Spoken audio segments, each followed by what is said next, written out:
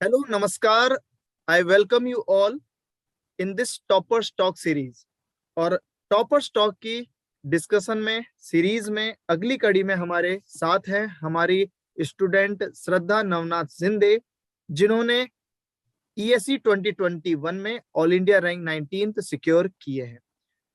Before starting the discussion, I would like to welcome, congratulate Shraddha for this achievement. Thank you sir.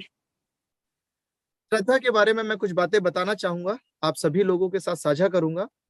इन्होंने government college of engineering Aurangabad से सन 2018 में अपना graduation engineering complete किया। फिर उसके बाद इन्होंने दिल्ली में आकर क्लासरूम कोर्स ज्वाइन किया। इन्होंने ईएससी मेंस 2020 ज्वाइन किया। इन्होंने इंटरव्यू गाइडेंस प्रोग्राम में भी ज्वाइन करके काफी कुछ सीखा और अपनी प्रिपरेशन को इम्प्रूव किया।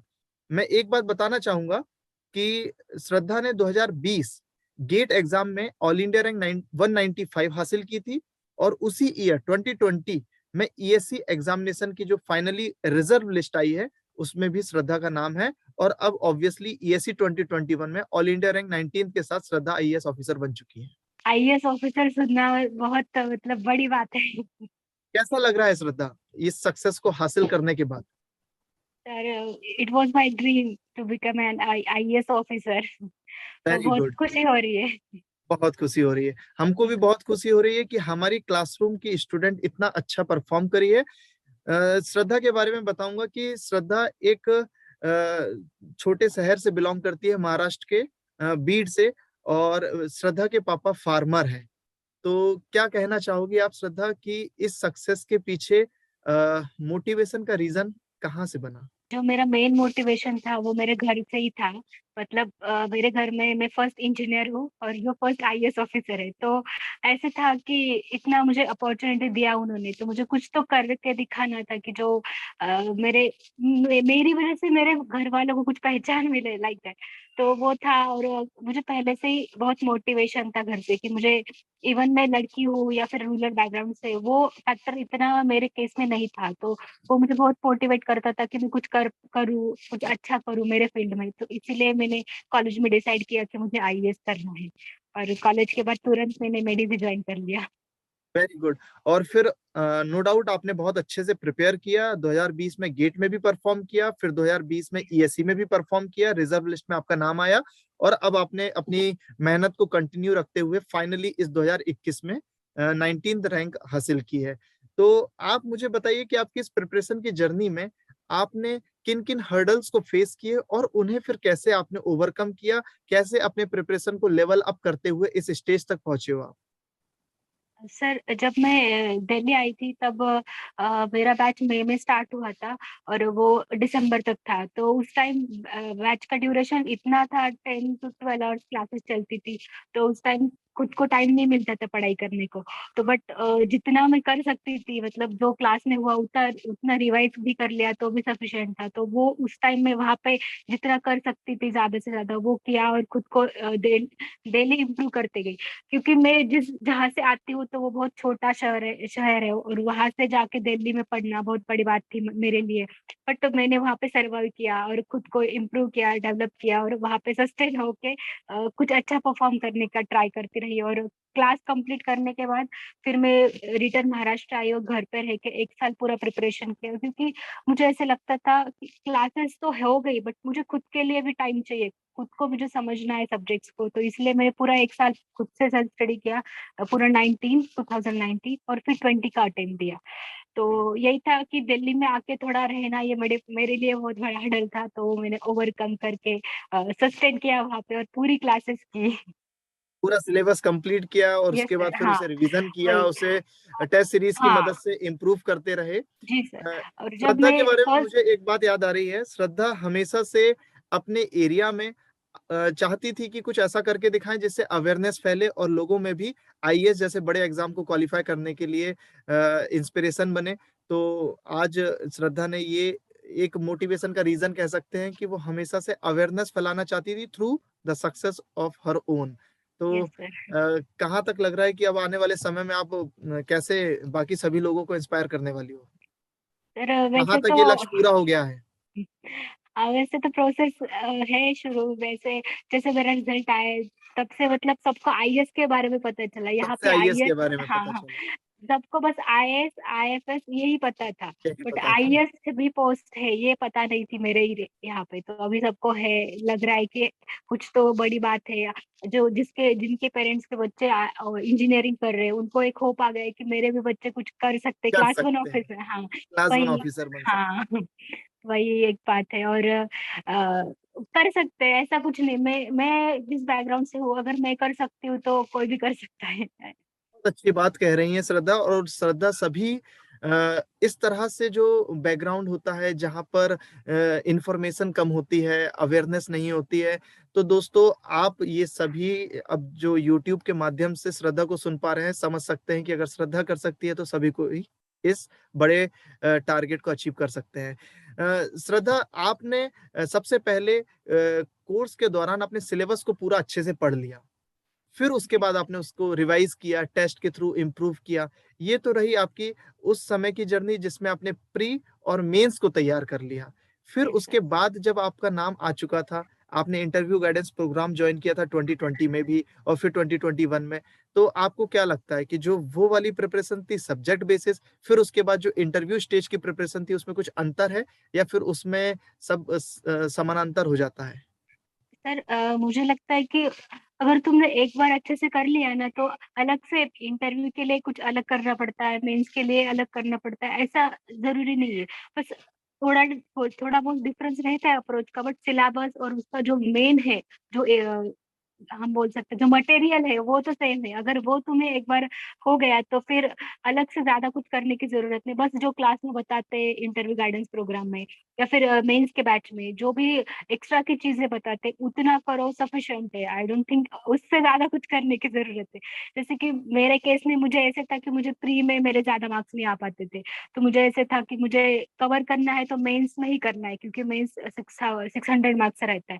और मेरा एक प्लस पॉइंट था कि मेरा हैंड राइटिंग अच्छा है और मैं अच्छे से रिप्रेजेंट कर पाती थी, तो इसका मैंने एडवांटेज लिया। बेनिफिट और मिला मेंस में। हाँ, उसका बेनिफिट मुझे मेंस में मिला। और मेंस के लिए जो क्लासेस थी वो मुझे बहुत हेल्पफुल रही, क्योंकि ऐसे था कि कभी मेंस लिखा नहीं था तो कुछ नॉलेज ही नहीं था कि करते कैसे है मेंस का प्रिपरेशन। जो बस क्लास में जितना किया, जितना बताया उसको मैं अच्छे से फॉलो किया और मुझे मेंस में बहुत अच्छे मार्क्स मिले, जिसकी वजह से मेरी रैंक अच्छी आई है।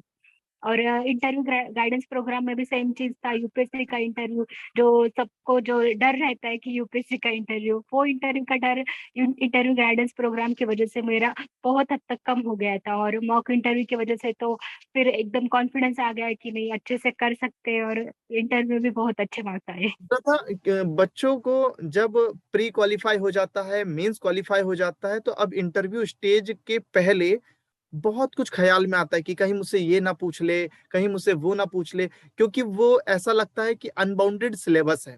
For yes. इंटरव्यू सिलेबस ही कहें तो वो अनबाउंडेड सा फील होता है। तो मुझे आप बताइए कि आपके भी ख्याल में कोई ऐसा क्वेश्चन आ रहा था कि ये मुझसे पूछ लिया तो क्या होगा? तो क्योंकि हम सब कुछ तो कवर करके जा नहीं सकते, हाँ। तो ऐसी स्टेट क्या आपके मन में भी आ रही थी? और अगर आ रही थी तो आप उसको कैसे ओवरकम किए और कैसे करेक्ट किए कि जो ख्याल मन में आ रहा है, जो डाउट मन में आ रहा है, वो सही है या गलत है? उस समय आपने अपने आप को किस तरह से मार्गदर्शन लिया या क्या किया, वो बताइए। जैसे कि अभी जो इंटरव्यू गाइडेंस प्रोग्राम होता है उसमें जो सिंह सर जो लेक्चर्स लेते हैं जिसमें वो बताते हैं कि जो एक्स्ट्रा का प्रिपरेशन जो है, मतलब टेक्निकल छोड़ के जो करना है, अगर मुझे लगता है उन्होंने जितना बताया उतना कर लो ना तो वो मोर देन सफिशिएंट है।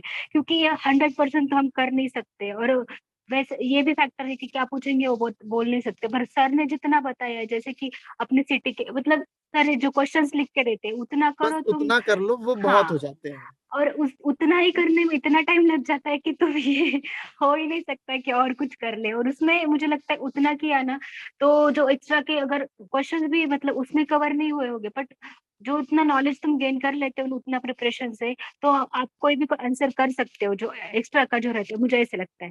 तो classroom programme, interview guidance programme और मेंस बैच, उसको तुम रिगरसली फॉलो करो। एक्स्ट्रा का करने की मुझे नहीं लगता कोई जरूरत होगी। अगर श्रद्धा ऑल इंडिया रैंक 19 लाकर कॉन्फिडेंटली ये कह सकती है कि जो सजेशंस दिए जाते हैं फैकल्टीज के द्वारा, जो ट्रू गाइडेंस है, एक्सपीरियंस्ड बेसिस पर आपको बताए जा रहे हैं, उसे फॉलो करो तो रैंक जरूर बनेगी। आते हैं ख्याल, बहुत सारे ख्याल आते हैं कि कहीं मुझसे ये ना पूछ ले, कहीं मुझसे वो ना पूछ ले, तो इस बारे में आप फैकल्टी से डिस्कस कर सकते हैं। Yes sir. फैकल्टी से पूछ सकते हैं कि सर इस तरह के डाउट आ रहे हैं, क्या ऐसे कोई क्वेश्चन पूछेंगे? तो फैकल्टीज आपको बता देते होंगे। क्या हाँ कुछ ऐसा सिनेरियो भी आपके? हाँ, मेरे साथ हुआ था सर, जैसे कि मुझे याद है आप ही थे उस टाइम डाक डिस्कशन प्रोग्राम में। तो मुझे मेरे मतलब इनकम के बारे में या फिर मेरे रूरल बैकग्राउंड के बारे में मुझे लगता था कि मुझे क्वेश्चंस पूछेंगे।